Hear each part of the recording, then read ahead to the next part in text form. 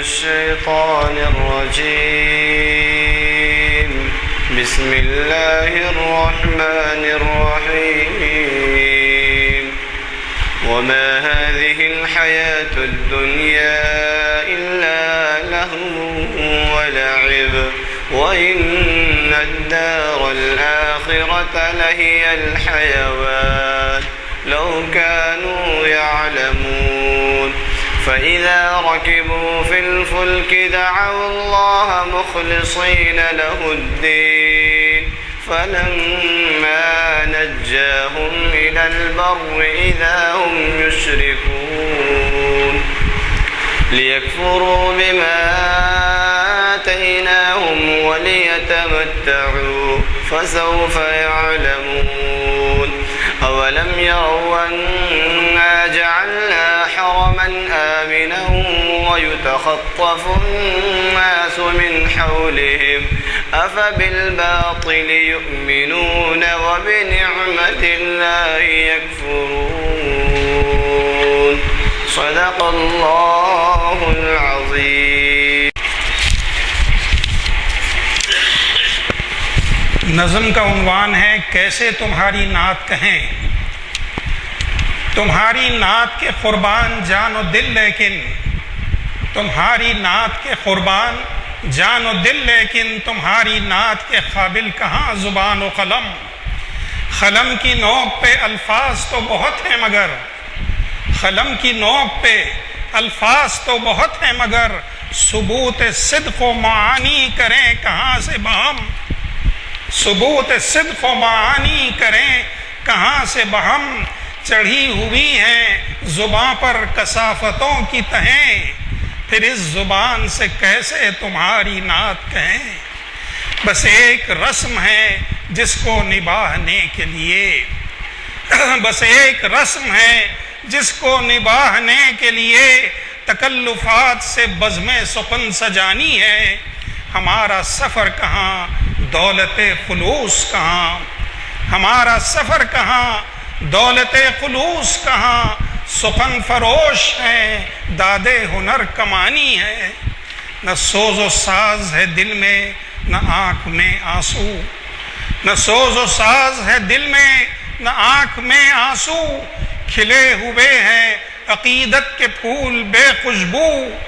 زباں پہ دعوے مہر وفا بہت کچھ ہے. سجی ہوئی ہے درود و سلام کی محفل مگر دلوں میں غم آخرت کا نام نہیں. مگر دلوں میں غم آخرت کا نام نہیں. غم حیات کی چوکھٹ پہ سجدریز ہے دل.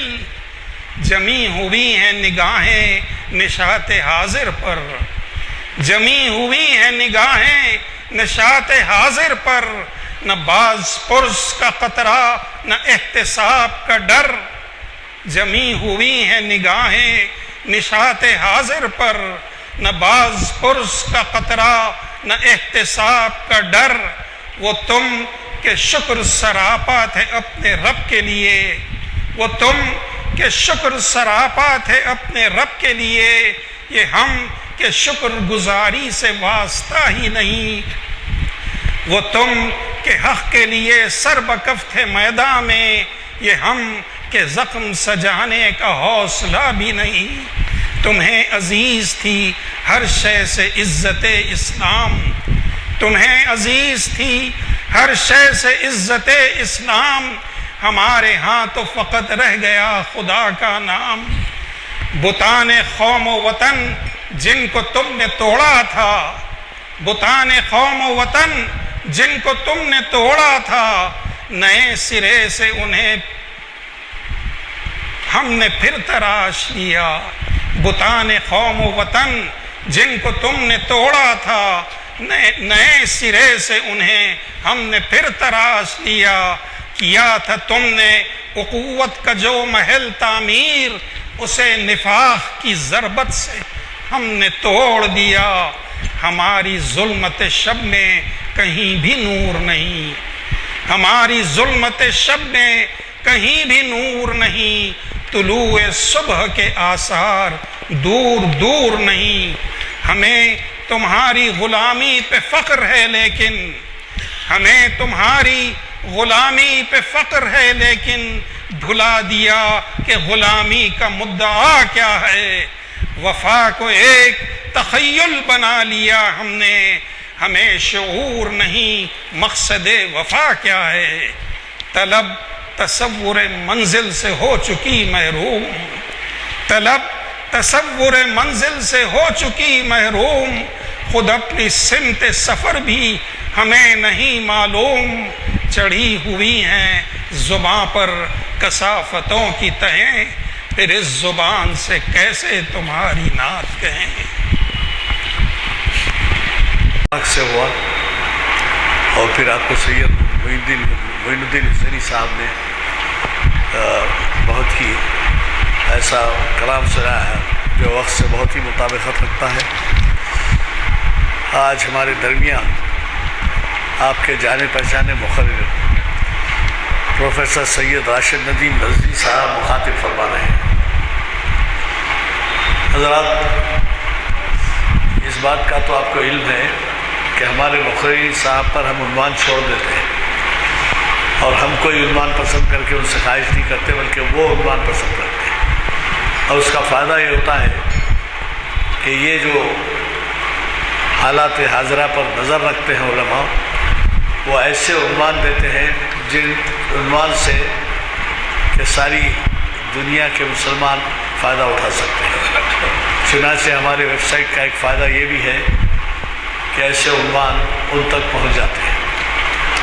اب آپ یہ اندازہ لگائیے، ہمارے ہاں جو حاضرین ہیں اس وقت، اس میں کوئی ایسا نہیں ہوگا جو حجاب کے تعلق سے جو گڑبڑ مچی ہوئی ہے، جو شور شرابہ ہو رہا ہے ساری دنیا میں. کسی دن کا بھی اخبار اٹھا کے دیکھ لیجیے، آج کے اخبار میں بھی ہے کہ خاتون 8 دن کی ملازمت میں ٹرمپ کے پاس سے ہٹ گئی. تو ایسے جو ہے حالات ہوئے ہیں کہ جو عنوان سے متعلق ہیں، یہ مختلف ملکوں میں ان کی مختلف توجہ کی جاتی ہے. یعنی حجاب کے امریکہ میں جو توجہ ہے وہ یورپ میں نہیں ہے، یورپ کی جو توجہ ہے وہ فلاں جگہ نہیں ہے. اس طریقے سے وہ کسی نہ کسی سہارا لیتے ہیں اور بعض ملک صاف کہہ دیتے ہیں کہ بھائی نہیں ٹھیک ہے، آپ کو حجاب کی جاتی. اب آپ کو تو معلوم ہے بعض ملکوں میں جب سردار جی لوگ احتجاج کیے کہ بھائی ہم کو کرپان رکھنا ہے، تو بعض ملکوں نے اجازت دی اور بعض ملکوں نے دی. اسی طریقے سے حجاب میں بھی بعض ملکوں نے اجازت دی اور بعض ملکوں نے اجازت دی. میں اس معاملے میں اس لیے تفصیل میں نہیں جانا چاہتا کہ جو آج کے مقرر ہیں وہی خود اس کے اوپر بہت زیادہ روشنی ڈالیں گے. میں اتنا ہی کہوں گا کہ آپ یہ چیز کی طرف توجہ کریں جسے میں بار بار کہتا ہوں کہ یہ ویب سائٹ کا فائدہ ہر کسی کو اٹھانا چاہیے. یہ نہیں کہ امریکہ، انگلینڈ اور یورپ اور افریقہ میں اٹھائے، بلکہ حیدرآباد شہر میں بھی جو لوگ ہیں وہ بھی ویب سائٹ کے اوپر دیکھ سکتے ہیں گھر بیٹھے. شرط یہ ہے کہ آپ ان کی رہنمائی کریں. تقریباً ہر گھر میں ٹی وی ہے اور جس کے پاس ٹی وی نہیں ہے وہ آزو بازو پڑوس میں بیٹھ کے دیکھتا ہے. آپ ایک دفعہ رہنمائی کیجئے، بتائیے کہ یہاں کی ویب سائٹ پر کیا پروگرامز ہوتے ہیں اور وہ کتنے فائدہ مند ہیں. اور ایسے دور میں جب کہ کوئی مطالعے کے لیے وقت نہیں ہے ہمارے پاس، ہر چیز کے لیے وقت ہے. اگر آپ دیکھنا چاہیں تو اپنے گھر میں ہی دیکھ لیجئے کہ کرکٹ میچ چلے یا کوئی کھیل چلے تو 2-2 3-3 گھنٹے بیٹھ کے دیکھتے ہیں. لیکن یہ ہے کہ اس کے لیے وقت نہیں ہے. تو اس کے لیے ضروری ہے کہ آپ خود توجہ کریں. یہاں آپ ایک سیکھ کے جائیں گے اور وہ گھر کا ماحول جب بنے گا تو اس میں پوری فیملی سیکھے گی دین کی باتیں. تو میرے خیال میں اس جانب قوی توجہ کی ضرورت ہے. اور یہ جو ہے جیسا کہ میں نے اعلان کیا ہے، شرعی حجاب ایک تمدنی ضرورت، کس طریقے سے تمدن، تہذیب و تمدن کے بارے میں وضاحت ہوتی ہے وہ جو ہے آپ سنیں گے. آج 663واں لیکچر ہے یہ شریعت انفارمیشن سروس کا.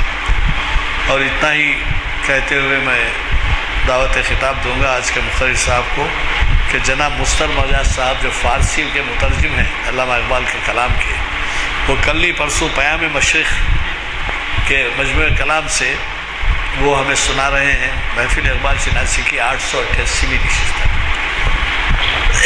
تو چہارشنبے کے دن آپ ضرور تشریف لائیں اسی مقام پر اسی وقت میں بعد نماز عصر۔ میں آج کے ہمارے فاضل مخرج صاحب سے گزارش کرتا ہوں کہ وہ شہ نشین پر تشریف لائیں اور ہم نے اپنے خطاب سے سفر آسان کریں۔ الحمدللہ رب العالمین والصلاة والسلام علی سید المرسلین وعلی آلہ واصحابہ اجمعین، اما بعد۔ فقد قال اللہ تبارک وتعالی فی القرآن المجید والفرقان الحمید،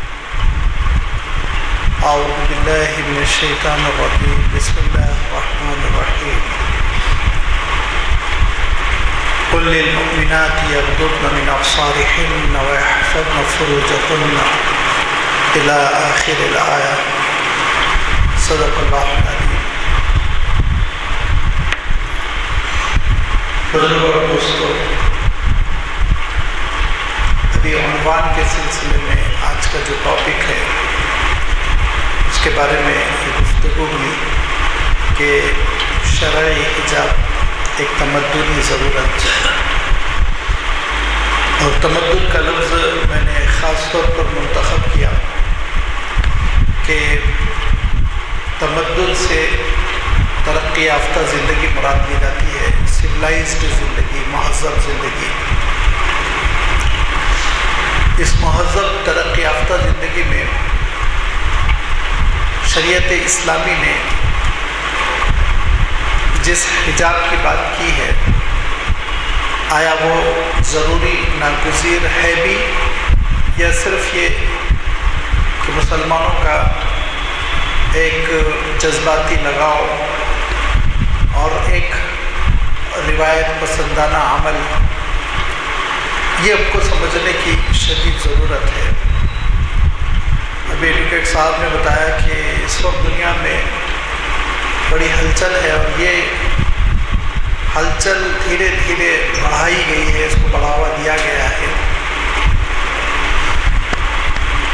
مسلم خواتین کے سلسلے میں یہ تصور دیتے ہوئے کہ وہ بیکورڈ ہے، پسماندہ ہے، ترقی یافتہ نہیں ہے، ان کو پردے میں رکھا جاتا ہے، وہ کھل کر باہر نہیں آ پاتی،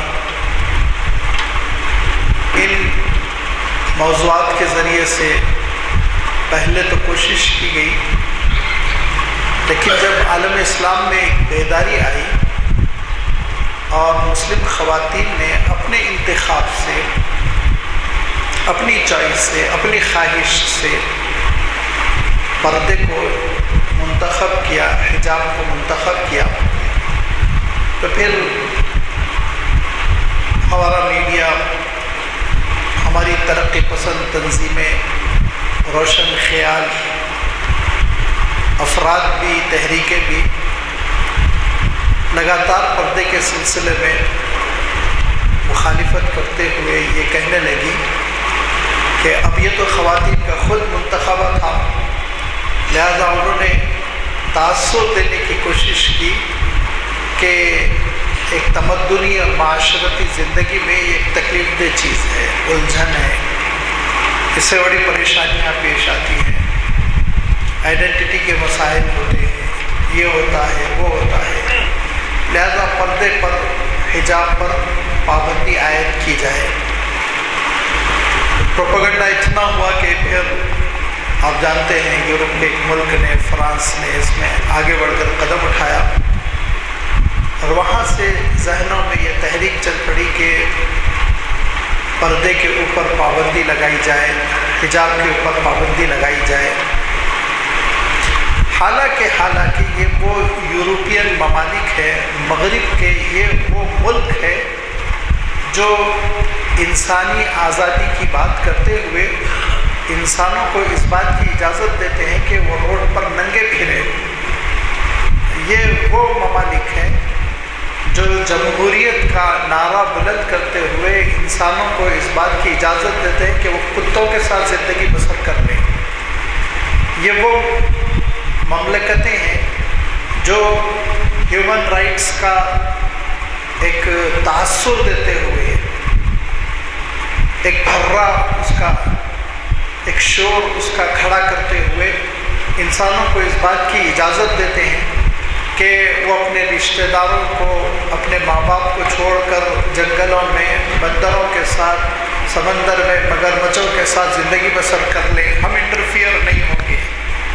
جب آپ انسانی آزادی میں انٹرفیئر نہیں ہوتے ہیں، مداخلت نہیں کرتے ہیں، تو ایک خاتون اگر حجاب کرتی ہے تو آپ کیوں انٹرفیئر ہوتے ہیں؟ آپ کو کیا تکلیف ہو رہی ہے؟ وہ جیسا لباس چاہے پہن لے، آپ عریاں لباس کی اجازت دیتے ہیں، کوئی حرج نہیں آپ کے ملک میں کہ ایسا لباس پہنے جو برائے نام ہو، تو پھر آپ کو اس بات کی بھی اجازت دینی چاہیے کہ کوئی خاتون وہ اپنی مرضی کا لباس پہن رہی ہے، جس کو ہم ساتر لباس کہتے ہیں، اسلامی پردہ کہتے ہیں، حجاب کہتے ہیں، تو آپ کو کیا جا رہا ہے؟ اب آپ سوچئے، صرف یہ مینٹلٹی کا مسئلہ ہے۔ لہذا آج ان کو یہ سمجھانے کی ضرورت ہے کہ حجاب ایک تمدنی ضرورت ہے، مہذب معاشرے میں اس کا ایک اہم ترین مقام ہے۔ حجاب کو جو اہمیت دی گئی اس کا اندازہ آپ اس بات سے کر سکتے ہیں کہ سورہ نور میں اللہ تعالیٰ نے یہ بیان فرمایا، ایک مفہوم اور ایک تاثر یہ ہے کہ ایک نورانی سوسائٹی، ایک ایسا معاشرہ جس میں نور خداوندی لوگوں کے سینے میں ہو، وہ معاشرہ اگر قائم ہو سکتا ہے تو پھر حجاب کے بعد ہی، پردے کے بعد ہی قائم ہو سکتا ہے۔ لہذا سورہ نور میں اللہ تعالیٰ نے اپنے نور کی مثال دیتے ہوئے جو مومنوں کے دلوں میں روشن ہیں، یہ سب بیان کرنے کے بعد یہ ارشاد فرمایا کہ اے نبی قل للمؤمنین یغضوا من ابصارہم، مومن مردوں سے کہیے کہ نگاہوں کی حفاظت کریں، مومن عورتوں سے کہیے کہ نگاہوں کی حفاظت کریں اور اپنے دھڑ کو، اپنے جسم کو پوشیدہ رکھیں، چھپا لیں، الا یہ کہ وہ اپنی زیب و زینت کو بتا سکتی ہیں، کھول سکتی ہیں اپنے شوہر کے لیے، اپنے سگے بھائی کے سامنے، اپنے والد کے سامنے، اپنے بھتیجے کے سامنے، اپنے بھانجے کے سامنے، جن کو ہم عام اصطلاح میں محرمات کہتے ہیں، جو آپ نے سنا ہوگا محرم حج میں بھی ساتھ ہو سکتا ہے، وہ رشتے جو خونی ہوتے ہیں اور جو دو رشتوں میں نکاح جائز نہیں ہوتا، اس کو محرم کہتے ہیں۔ لہذا یہ صرف محارم کے علاوہ آپ کو پردہ کرنا ہے، یہ حکم اللہ تعالیٰ نے نازل فرمایا۔ پھر آپ آگے بڑھیں گے تو سورہ احزاب میں اللہ تعالیٰ نے خاندان نبوت کا تذکرہ کیا، حضور اکرم صلی اللہ علیہ وسلم کا خاندان۔ اب آپ سوچئے، اللہ کے رسول صلی اللہ علیہ وسلم کے خاندان سے پیارا اور اچھا خاندان کوئی نہیں ہو سکتا، لہذا اللہ تعالیٰ نے امہات المؤمنین سے خطاب فرمایا کہ اے بیویو، آپ کا مقام بہت بلند ہے، آپ کو بڑی قربانی دینی ہوگی نبی کی صحبت کے لیے۔ پھر اللہ تعالیٰ نے امہات المؤمنین سے خطاب کو آگے بڑھاتے ہوئے نساء المؤمنات تک خطاب کیا اور کہا کہ ساری مومن عورتوں سے نبی یہ کہہ دیجئے کہ جب کبھی وہ باہر نکلنے پر مجبور ہو جائے، یدنین علیہن جلابیبہن، اپنے اوپر بڑے سے دوپٹے، بڑی سی چادر ڈال لیا کرے جس سے ان کا جسم چھپ جائے۔ یہ ہے پردے کے وہ احکام جو بتدریج مدینہ منورہ میں نازل ہوئے اور پھر اس کا نفاذ کیا گیا، اور پردہ شریعت اسلامی کا ایک اہم حکم قرار پایا۔ اس میں تین چیزیں سمجھنے کی ہے، یا آپ یوں کہہ لیجئے کہ تین مرحلے ہیں۔ پہلا مرحلہ تو یہ ہے کہ خاتون کا ساتر لباس، لازمی بات ہے، وہ گھر کے اندر کی بات ہے، تو ساتر لباس کی بھی تشریح کر دی گئی۔ اس سلسلے میں بتا چکا ہوں، گزشتہ جو میری آخری گفتگو ہوئی تھی وہ لباسی کے سلسلے میں تھی کہ خواتین کے لیے ساتر لباس یہ ہے کہ ان کا پورا جسم ڈھکا رہے۔ ہاں، اگر وہ گھر میں ہیں اور ماں باپ ہے، بھائی بہن ہیں، یا شوہر کے گھر میں ہیں، بال بچے ہیں، تو ایسی صورت میں خواتین کا اگر سر کھل جائے، خواتین کے اگر ہاتھ کھل جائیں، کوئی حرج نہیں، یہ گھریلو ماحول ہے۔ لیکن اس کے بعد دوسرا مرحلہ شروع ہوتا ہے، دوسرا مرحلہ ایسا کہ گھر میں ایسے اعزا اور اقارب آ رہے ہوں جو محرم نہیں ہیں. غیر محرم کون ہے؟ مثال کے طور پر غیر محرم خالو ہے، پھوپھا ہے. غیر محرم کزنس ہے، پھوپھی زاد بھائی، خالہ زاد بھائی، ماموں زاد بھائی. یہ غیر محرم ہے، ان سے نکاح جائز ہے آپس میں. غیر محرم کی جو لسٹ ہے اس لسٹ کو آپ ذہن میں رکھیے کہ غیر محرم اگر آ رہے ہوں گھر میں تو پھر خواتین کو چاہیے کہ وہ زیادہ ساتر لباس پہنے، ایسا لباس پہنے کہ سر بھی پورا چھپ جائے، کیونکہ سر اور سر کے بال کھولنا غیر محرم کے سامنے جائز نہیں ہے. بلکہ صحیح معنوں میں کہہ دوں کہ غیر محرم کے سامنے بالوں کے کھولنے کو حرام لکھا ہے. لہذا سر پہ پورا دوپٹہ ہو ساتر قسم کا، اور پھر اس کے ساتھ ساتھ زیب و زینت کا اظہار نہ ہو، اور خاموشی کے ساتھ اپنا کام کیا جائے. کھانا لگانا ہو کھانا لگا دیا جائے، کوئی اور اس طرح کی سروس ہو وہ کرتے ہوئے غیر محرم کے ساتھ بیٹھ جائیں، تنہائی میں ان کے ساتھ گفتگو ہو رہی ہو. اس کو حضور اکرم صلی اللہ علیہ وسلم نے پسند نہیں فرمایا. لہذا حضور اکرم صلی اللہ علیہ وسلم نے یہ ارشاد فرمایا ایاکم بالدخول علی النساء، اے مسلمانوں، عورت اگر تنہا ہو اکیلی ہو تو تم وہاں نہ جانا، اس کے پاس نہ بیٹھنا. تو ایک صحابی رسول نے سوال کیا کہ رأیت الحوا، اللہ کے رسول کیا دیور بھی اکیلے میں نہیں جا سکتا، تنہائی میں نہیں جا سکتا؟ تو حضور اکرم صلی اللہ علیہ وسلم نے ارشاد فرمایا الحب موت، دیور صاحب تو موت ہے، موت. لہذا پتہ یہ چلا یہ وہ رشتے ہیں جو تنہائی میں کسی خاتون کے ساتھ نہ رہیں. یہ وہ رشتہ داریاں ہیں جو محرم نہیں کہلاتی ہیں، اور یہ وہ رشتہ دار ہیں جو حج کو ساتھ نہیں لے جا سکتے، مسافر ہو تو ساتھ میں نہیں رہ سکتے. تو ان سے دوسرے درجے کی احتیاط کرنی ہے کہ دل لگی نہ ہو، مذاق نہ ہو، اکیلے میں گھنٹوں بیٹھے ہوئے ہیں، یہ ساری چیزیں نہ ہوں. ایک بات میں عرض کرتے ہوئے پھر تیسرے مرحلے کی طرف بڑھوں کہ اس سلسلے میں مسلم سوسائٹی میں آج کل بہت سستی ہونے لگی ہے، اور پتہ نہیں کیوں ہندوستان میں، عرب ملکوں میں تو نہیں، عرب تو بہت سینسٹیو ہوتے ہیں، اور شوہر اس بات کی بالکل اجازت نہیں دیتا کہ اس کے بھائی کے ساتھ اس کی بیوی بات چیت کرے، بالکل نہیں. عرب بہت سینسٹیو ہوتے ہیں. لیکن ہم بر صغیر ہند و پاک کے ماحول میں یہ دیکھتے ہیں، اور بہت افسوسناک بات ہے کہ دیور یہ سمجھتا ہے کہ وہ اپنے بھائی کی بیوی سے عرف عام میں جس کو بھابھی کہتے ہیں، دل لگی کرنا اس کا قانونی حق ہے، مذاق کرنا اس کا قانونی حق ہے. یہ انتہائی غیر شرعی حرکت ہے، شریعت اسلامی اس کو پسند نہیں کرتی. اگر ضرورت ہو تو وہ نگاہیں جھکا کر اپنی بھاوت سے کچھ بات کر لے، ضروری چلتا بنے.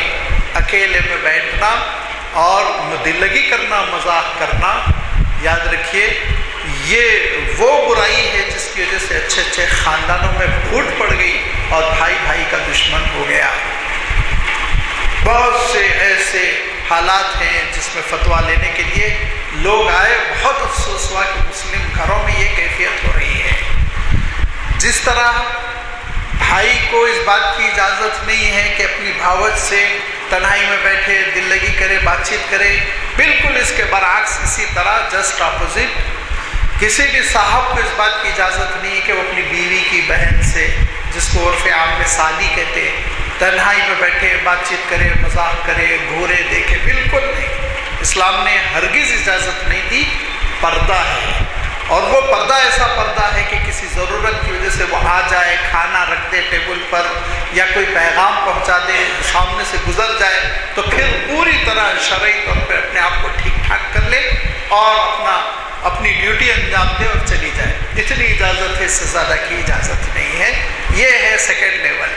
تھرڈ لیول یہ ہے کہ اجنبی جس سے کسی قسم کی کوئی رشتہ داری نہیں ہے اور ان کا گھر آنا جانا نہیں ہے، دوست احباب ہیں اور دیگر اس قسم کے ملازمین ہیں جو کوئی رشتے سے تعلق نہیں رکھتے، کوئی خونی رشتہ نہیں ہے، تو پھر ان کے سلسلے میں اللہ تعالیٰ نے جو حکم نازل فرمایا وہ یہ یدنین علیہن من جلابیبہن، بڑی چادروں سے اپنے آپ کو پورا چھپا لیں. مکمل پردہ ان سے کیا جائے گا۔ یہی کیفیت ہوگی گھر سے جب خواتین باہر نکلیں گی۔ گھر سے جب خواتین باہر نکلیں گی تو ان کو اس بات کا حکم ہے کہ اپنے گھریلو کپڑے، زیب و زینت اور اپنا وجود، یہ سب کچھ ایک چادر سے چھپا لیں۔ ابھی الگ بات ہے، آج کل ذرا ترقی یافتہ ہو کے برقعے کی شکل بن گئی اور اس کو پھر سیا جانے لگا، ورنہ حضور اکرم صلی اللہ علیہ وسلم کے زمانے میں بڑی چادریں ہوتی تھیں جن کو خواتین لپٹ لیتی تھی، اوڑھ لیتی تھی، تب کہیں وہ باہر نکلتی تھی کسی کام سے، تاکہ کوئی ان کو نہ پہچانے اور پھر کوئی تکلیف دہ بات سوسائٹی میں نہ ہو، غلط نگاہی نہ ہو، اور جو دلوں میں مرض پالتے ہیں، روگ پالتے ہیں، برائیوں کے خوگر ہیں، وہ گھور گھور کے شریف خواتین کو نہ دیکھیں، اور اگر دیکھیں بھی تو سوائے چادر کی کوئی چیز نظر نہ آئے۔ اس پر اتنی سختی کی گئی، اتنی سختی کی گئی کہ حضور اکرم صلی اللہ علیہ وسلم نے اس میں کسی قسم کی نرمی کو گوارا نہیں کیا، جس کا میں ابھی آپ کی خدمت میں ثبوت پیش کروں گا۔ اب میں یہ عرض کر دوں پہلے کہ یہ ایک بہت بڑی تمدنی ضرورت ہے، بہت بڑی تمدنی ضرورت ہے۔ ترقی یافتہ سوسائٹی اور جو لوگ آگے بڑھنا چاہ رہے ہیں اور دنیا کو دینا چاہ رہے ہیں، جو دنیا کو اور آگے لے کے جانا چاہ رہے ہیں اور اس کے ساتھ ساتھ وہ اپنی روحانیت کو برقرار رکھنا چاہ رہے ہیں کہ ان کا پروردگار سے رشتہ بھی استوار رہے، ان کے لیے ضروری ہے کہ وہ پردے کے نظام پر عمل کریں، کیونکہ جو فگرز بتلاتے ہیں بے پردگی کی وجہ سے جو حالات ہوئے ہیں اور بے پردگی کی وجہ سے جو حادثات ہوئے، ان کی تفصیل یہاں نہیں بیان کی جا سکتی۔ بے پردگی کی وجہ سے بیوی شوہر کی نہیں رہ گئی، ایسے سینکڑوں واقعات روزانہ آتے رہتے ہیں عدالتوں میں کہ شوہر کے دوست سے، دور کے رشتہ دار سے بے پردگی کی وجہ سے دونوں کے درمیان روابط پیدا ہو گئے، دوستی پیدا ہو گئی، لہذا اب وہ شوہر کے ساتھ نہیں رہنا چاہتی یا شوہر بیوی کے ساتھ نہیں رہنا چاہتے ہیں، اب عدالت میں کیس پہنچ رہا ہے، لڑائی ہو رہی ہے۔ بے پردگی کی وجہ سے سینکڑوں واقعات روزانہ رونما ہو رہے ہیں، اور اس کے فگرز آپ معلوم کر سکتے ہیں، پولیس اسٹیشنوں میں جا کے جمع کر سکتے ہیں کہ دفتر میں، آفیسز میں، کمپنیز میں کولیگز ایک دوسرے کے ساتھ ملوث ہو رہے ہیں اور بڑی برائیاں پھیل رہی ہیں، اور اس کی وجہ سے میں افسوسناک بات یہ ہے، بڑی بے شرمی کی بات ہے لیکن عرض کرنا ہے تاکہ حقیقت سامنے آئے کہ ابارشن کرانے والے ڈاکٹرز لکھپتی کروڑ پتی بن رہے ہیں، آپ سمجھ رہے ہوں گے، اور سروے بتا رہا ہے کہ 30-35% لڑکیاں شادی سے پہلے حاملہ ہو رہی ہیں، 30-35 لڑکیاں شادی سے پہلے حاملہ ہو رہی ہیں، اور ابارشن کے لیے وہ ڈاکٹرز کے پاس جاتی ہیں، اور چونکہ خفیہ طریقے سے کام انجام دینا ہے، اسی لیے جس علاج کی فیس 5,000-6,000 ہونی چاہیے وہ 25,000-30,000 ادا کرتی ہے۔ یہ ہماری سوسائٹی کی زمینی حقیقت ہے جس پہ لوگ چاہے کتنا ہی پردہ ڈالے لیکن یہ چھپ نہیں سکتی، یہ کینسر ہے، ناسور ہے جو ہماری سوسائٹی کو تباہ کر رہا ہے، ہماری سوسائٹی کو تباہ کر رہا ہے۔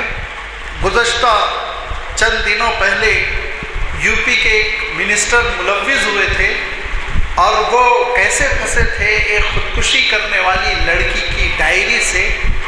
اس ڈائری میں جو اس لڑکی نے روداد لکھی وہ پڑھ کر سسکیاں بھر کر آپ روئیں گے کہ ایک کنواری نوجوان لڑکی لکھتی ہے کہ تم کب تک مجھے ستاؤ گے، ایبارشن کرا کرا کے اب میری ہڈیاں ڈھیلی پڑ چکی ہیں، میرا جسم جو ہے ڈھیلا ہو چکا ہے، اب میری جوانی ڈھل گئی، اتنے دنوں سے تم میرے ساتھ غلط سلوک کر رہے ہو، اب تم اس سے شادی کر لو، میں کہیں کی نہیں رہ جاؤں گی، ختم ہو جاؤں گی، مر جاؤں گی۔ تو جب منسٹر صاحب کو پتہ لگا کہ اتنا ہو گیا ہے معاملہ تو انہوں نے کہا نہیں میرا تمہارا کوئی تعلق نہیں، تو بیچاری خودکشی کر کے مر گئی ہے۔ کتنی خودکشیاں ہو رہی ہیں، آپ اٹھا کر دیکھیں، تعلیم یافتہ لڑکیاں یہ سب کا سب نتیجہ ہے بے حیائی کی وجہ سے، بے پردگی کی وجہ سے۔ اسلام نے پردے پر بہت زور دیا، اور پردے پر زور دینے کے بعد سے اللہ تعالیٰ نے یہ ارشاد فرمایا کہ دیکھو تمہاری سوسائٹی میں ایک نور پیدا ہوگا، روحانیت کا نور، تقویٰ پیدا ہوگا۔ اور پھر جن ملکوں میں الحمدللہ پردے کی سختی ہے، جو اسلامی ممالک اس نظام کی حفاظت کرتے ہیں، وہاں آپ دیکھیں گے کہ خواتین کس قدر اپنے آپ کو محفوظ پاتی ہیں۔ وہاں آپ دیکھیں گے کہ الحمدللہ خاندانی نظام کتنا مضبوط ہے، اور خاندانی نظام کس قدر چوکس ہے، کتنی بچوں کی تربیت ہو رہی ہے، ترقی ہو رہی ہے۔ یہ سب کچھ ختم ہو رہا ہے بے پردگی کی وجہ سے۔ لہذا پردہ ایک مسلمانوں کی ضرورت نہیں، ایک تمدن کی ضرورت ہے، معاشرے کی ضرورت ہے، انسانی سوسائٹی کی ضرورت ہے۔ اور اسی ضرورت کو محسوس کرتے ہوئے اللہ کے رسول صلی اللہ علیہ وسلم نے بڑی پردے کی تاکید فرمائی، اور جو آپ صلی اللہ علیہ وسلم تاکید فرماتے تھے اور احتیاط فرماتے تھے اللہ کے رسول صلی اللہ علیہ وسلم، اس کا آپ اندازہ لگا سکیں گے اس روایت سے، جس میں آتا ہے کہ حضرت ام سلمہ اور حضرت زینب، یہ دو امہات المؤمنین بیٹھی ہوئی تھی آپ صلی اللہ علیہ وسلم کی خدمت میں، کہ کسی نے دروازہ کھٹکھٹایا۔ اللہ کے رسول صلی اللہ علیہ وسلم نے پوچھا کون؟ آپ ذہن میں رکھیں اس زمانے میں گھر ایسے نہیں ہوتے تھے کہ ڈرائنگ روم الگ ہے، بیڈ روم الگ ہے، اور پھر کچن الگ ہے، ایسا ایک ہی حجرہ حضور اکرم صلی اللہ علیہ وسلم کا ہوا کرتا تھا۔ تو حضور اکرم صلی اللہ علیہ وسلم نے حجرے سے پوچھا کون؟ باہر سے آواز آئی، میں عبداللہ ابن ام مکتوم، جو پیدائشی نابینا تھے، پیدائشی نابینا تھے۔ وہ صحابی جو پیرانہ سالی کو پہنچ بھی چکے تھے، ضعیف بھی ہو چکے تھے، انہوں نے کہا میں اللہ کے رسول عبداللہ ابن ام مکتوم، آپ سے کچھ مسائل پوچھنا، آپ کی خدمت میں بیٹھنا ہے، کیا اندر آنے کی آپ اجازت دیں گے؟ تو حضور اکرم صلی اللہ علیہ وسلم نے خواتین سے کہا کہ جاؤ پردے کے پیچھے چلی جاؤ۔ ان دونوں خواتین نے کہا اللہ کے رسول بوڑھے ہیں، نابینا ہیں، نظر نہیں آتا ان کو۔ تو حضور اکرم صلی اللہ علیہ وسلم نے کہا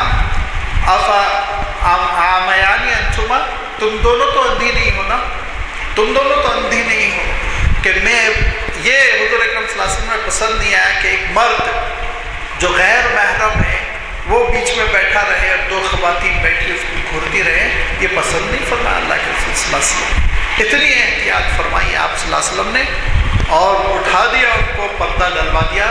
تب اللہ کے رسول صلی اللہ علیہ وسلم نے عبداللہ ابن ام مکتوم رضی اللہ تعالیٰ عنہ کو اندر آنے کی اجازت دی۔ ایک اور واقعہ ہے، کئی بڑے بڑے صحابہ حضرت علی رضی اللہ تعالیٰ عنہ جیسے جلیل القدر صحابہ روایت کرتے ہیں، کئی طریقے سے اس کی روایت بخاری شریف میں، مسلم شریف میں، حدیث کی مختلف کتابوں میں آپ کو ملے گی کہ آپ صلی اللہ علیہ وسلم حجۃ الوداع کے سفر میں ہیں، اور آپ صلی اللہ علیہ وسلم رمی سے فارغ ہو چکے ہیں، رمی جمرات جو ہوتی ہے اس سے فارغ ہو چکے ہیں، اور آپ صلی اللہ علیہ وسلم مینا کے منہر کی طرف جا رہے ہیں جہاں کہ ذبح کیا جاتا ہے، مذبح جس کو آپ کہہ لیجیے، قربان گاہ اور جمرہ کے درمیان مینا میں، حدود حرم میں مقام کتنا بلند ہے ذرا سوچیے آپ۔ اور حضور اکرم صلی اللہ علیہ وسلم کی سواری پر، آپ ہی کی اونٹنی پر ایک صحابی بیٹھے ہوئے ہیں۔ وہ صحابی کون ہے؟ حضرت فضل ابن عباس، حضور اکرم صلی اللہ علیہ وسلم کے حقیقی چچا زاد بھائی۔ حضرت عباس حقیقی چچا ہے، سگے چچا، حقیقی چچا زاد بھائی حضور اکرم صلی اللہ علیہ وسلم ہی کی سواری پہ بیٹھے ہوئے ہیں۔ اب آپ سمجھ لیجئے، سواری بھی الگ نہیں ہے، اللہ کے رسول صلی اللہ علیہ وسلم سے نسبت کی قربت اور مکان کی قربت، جگہ کی قربت دونوں۔ اور سفر کون سا ہے؟ حجۃ الوداع، جو شاید قیامت تک کے لیے سب سے افضل ترین حج رہا ہوگا۔ حجۃ الوداع کی کتنی فضیلتیں ہیں، سب سے بڑی بات یہ ہے کہ خود حضور اکرم صلی اللہ علیہ وسلم کی امیری میں ایک ہی حج ہوا ہے۔ آپ صلی اللہ علیہ وسلم کی حیات میں دو حج ہوئے، ایک کے حضرت ابوبکر صدیق امیر تھے، دوسرا جو آخری حج ہوا اس کے امیر آپ صلی اللہ علیہ وسلم تھے، آپ تشریف لے گئے تھے۔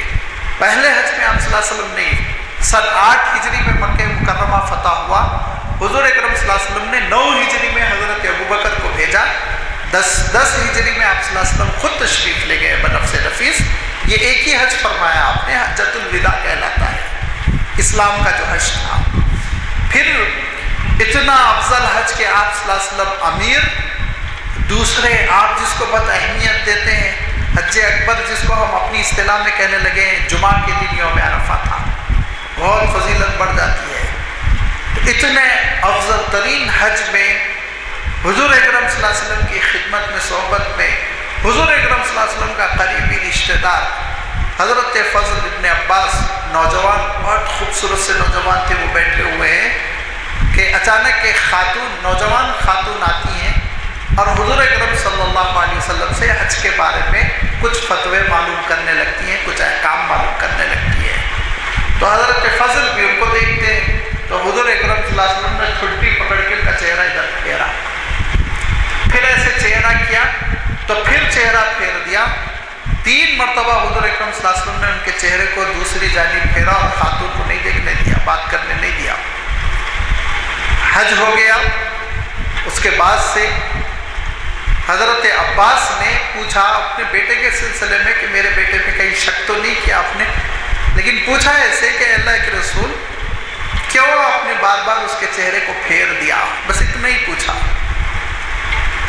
حضور اکرم صلی اللہ علیہ وسلم ارشاد فرماتے ہیں کہ ایک نوجوان تھا اور ایک نوجوان لڑکی کو دیکھ رہا تھا، مجھے اندیشہ ہوا شیطان اپنا کام نہ کر جائے، مجھے ڈر ہوا شیطان اپنا کام نہ کر جائے، لہذا میں نے مناسب نہیں سمجھا کہ فضل اس کے چہرے کو دیکھیں، بار بار چہرہ پھیرتے رہے اللہ کے رسول صلی اللہ علیہ وسلم۔ آپ اندازہ کر سکتے ہیں کہ کتنی اہمیت دی حضور اکرم صلی اللہ علیہ وسلم نے پردے کو اور بے پردگی سے بچانے کے لیے۔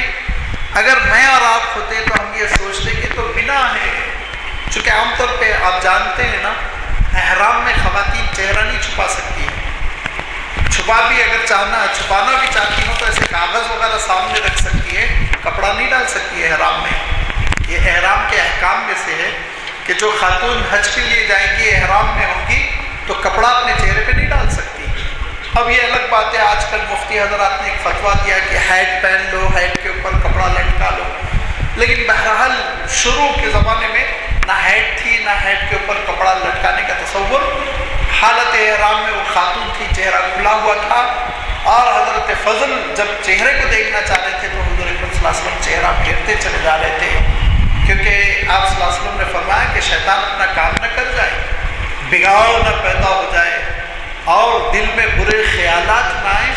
ہم اور آپ کیا سوچتے ہیں، اللہ اکبر، میدان منا میں ہے، میدان منا میں ہے اور حج کے اعمال میں مشغول ہے، اور ابھی تو رمی کر کے ابھی قربانی کے لیے جا رہے ہیں، کیوں بری نیت سے کچھ دیکھے گا، کوئی دیکھے گا۔ لیکن آپ صلی اللہ علیہ وسلم نے یہ ساری باتوں کو نظر انداز کر کے تربیت کرتے ہوئے یہ بتلایا کہ اسلام میں پردے کا اہم مقام ہے۔ لہذا آج اس بات کا ہم کو جتن کرنا چاہیے، کوشش کرنی چاہیے، محنت کرنی چاہیے اس کے پیچھے کہ ہم اسلامی پردے کے نظام سے لوگوں کو متعارف کریں، تاکہ یہ جو نوجوان لڑکیاں پریشان ہو کر اپنی جوانی لٹا رہی ہیں، ان کی زندگی کو تحفظ مل سکے، اور اس کے ساتھ ساتھ پردے کا کامل نظام آپ اپنے گھروں میں داخل کریں، اپنے گھروں میں جاری کریں، کیونکہ پردے کے سلسلے میں مسلمانوں میں بڑی بے احتیاطی پیدا ہو گئی ہے۔ ایک تو یہ کہ لیبر، اس کو اجازت ہے ایسے جیسے قریبی رشتہ دار ہیں، گھروں میں داخل ہوتے ہیں لیبر، ملازمین داخل ہوتے ہیں، کھاتے پیتے ہیں تو ڈرائیور داخل ہو جاتے ہیں، کیسے جائز ہو سکتا ہے؟ اسلام نے اس کی اجازت نہیں دی۔ آپ سوچئے جب یہ اجنبی مرد گھروں میں داخل ہوں گے تو کتنی گھروں میں بے برکتی ہوگی، اور پھر نحوست ہوگی اور مسائل بگڑیں گے۔ کتنے شریف خاندان ہیں جن کے بارے میں میں جانتا ہوں کہ ڈرائیوروں کی نیت بدل گئی، جھگڑے پیدا ہو گئے، جس چیز کو معمولی سمجھتے ہیں لوگ اور سستی کرتے ہیں، وہ چیز آگے چل کے مصیبت بن جاتی ہے۔ مولانا عاقل صاحب مرحوم فرمایا کرتے تھے کہ گھوڑے کے دانت ٹوٹنے سے پہلے پہلے لگام دے دو، دانت ٹوٹنے کے بعد لگام سیٹ نہیں ہو سکے گا، فرماتے تھے۔ ہمارا عالم یہی ہے کہ ہم حالت بگڑنے کے بعد سوچتے ہیں کاش ایسا کیا ہوتا تو اچھا تھا، ایسا کیا تو اچھا تھا، پہلے احتیاطی تدابیر کر لینا یہ زیادہ مناسب ہوتا ہے۔ بعدز بربادی بصرہ خواجہ بیدار است، جب بصرہ بیدار ہو گیا تو خواجہ اٹھے کہ میں اس کی حفاظت کروں، اب کیا کریں گے آپ؟ بصرہ تو جل گیا پوری طرح، تو لڑکے تو ہمارے بگڑ گئے، نئی نسل تو ہماری ہاتھوں سے جاتی نہیں، لہٰذا اس سے پہلے ہم تربیت کریں۔ اور جو پردے کا نظام عفت و عصمت کا اسلام نے بہت ہی پیارا جو نظام دیا، وہ نظام ہم اپنے گھروں میں قائم کریں، رائج کریں، اس کے ہم داعی بنیں اور انسانوں کو ہم مطمئن کریں کہ دیکھو اس میں بڑی حفاظت ہے، اس میں بڑی عافیت ہے، اور اس سے انشاءاللہ معاشرے میں بہت ساری برائیاں ختم ہوگی۔ یہ ہماری ذمہ داری ہے تاکہ موجودہ تمدن اور تہذیب میں جو پردے کے خلاف تحریک چلی ہوئی ہے اس کو ہم دبا سکیں اور ہم لوگوں کو سمجھا سکیں، مطمئن کر سکیں کہ یہ نظام ازحد ضروری ہے اور اس کو جاری ہونا چاہیے۔ یہی وہ داعیہ تھا، محرک تھا، جس کے لیے میں نے آج کی گفتگو کا عنوان منتخب کیا، جسے ایڈوکیٹ صاحب نے فرمایا کہ آج کل یہ بالکل برننگ ٹاپک بنا ہوا ہے، تو مسلمانوں کی جانب سے صحیح ری ایکشن سامنے آئے اور پھر اس کے بعد سے غیر مسلم اس کی حقیقت کو سمجھ سکیں، اعتراف کر سکیں اور یہ فضا جو مسموم ہو چکی ہے وہ فضا ختم ہو۔ وآخر دعوانا ذمہ داری یہاں ختم نہیں ہو جاتی، کوشش اس بات کی کرنی ہے کہ جو فاضل مقرر صاحب نے ہمیں مشورے دیے ہیں اس پہ عمل کیا جائے، اور اس عمل کا سلسلہ جبھی ہوگا جب واقفیت ہو اچھا کیا ہے برا کیا ہے۔ میں اس سے پہلے جو بھی مکہ مسجد سوسائٹی کے جو محافل کا آغاز کروایا اس کی وجہ یہ تھی کہ پرانے شہر میں اس کا امتیازی نہیں ہے، لوگوں کو جو ہے دینی تعلیمات سے جو غفلت برتی جا رہی ہے اس میں یہ ہو رہا ہے کہ آپ سب جانتے ہیں کہ اسلام میں خودکشی حرام ہے۔ اب کئی مذاہب کے بارے میں خودکشی کے بارے میں سنتے آیا کرتے تھے آج سے 10-15 سال پہلے، لیکن مسلمانوں میں خودکشی کے بارے میں شاید ہی شاذ و نادر اکا دکا واقعات ہوتے تھے۔ اب آج اخبار اٹھا کے دیکھ لیجئے، خودکشی جو ہے اتنی عام ہو چکی ہے کہ ہر ہفتہ نہیں تو ہفتے میں 2 دن برابر آپ کو جو ہے خودکشی کے بارے میں علم ہے۔ تو یہ تعلیم نہیں ہونے کی وجہ سے اب اس کے لیے کیا کریں؟ تو آپ جب ایک ایسی محفل سے اٹھتے ہیں جس میں کہ آپ لبریز ہوتے ہیں معلومات سے، تو آپ کی ذمہ داری یہی ختم نہیں ہو جاتی کہ آپ اس پہ عمل کریں، بلکہ آپ اس بات کی کوشش کریں کہ اپنے معاشرے، اپنے ماحول، اپنی فیملی، اپنے اڑوس پڑوس سب پر آپ نگاہ رکھیں اور اس بارے میں مشورہ دیا کریں۔ میں ضرور توقع رکھتا ہوں کہ آپ ہماری ویب سائٹ کے بارے میں اپنے مقامی لوگوں کو، بیرون ملک جو ہے وہ لوگوں کو اطلاع دیں گے کہ بھائی اس کے کل پرسوں میں ویب سائٹ پہ آ جائے گا، تو ایک عالمی دین کا خطاب جو ہے ان کے لیے رہنمائی کا باعث ہوگا۔ ضرور بضرور آپ اس بات کی کوشش کیجیے کہ آج کا جو پیام ان کو ملا ہے اس پیام میں زیادہ سے زیادہ اس پیام کی شہرت ہو، تشہیر ہو، تاکہ عمل آوری میں آسانی ہے۔ میں مولانا سے دعا کا گزارش کرتا ہوں۔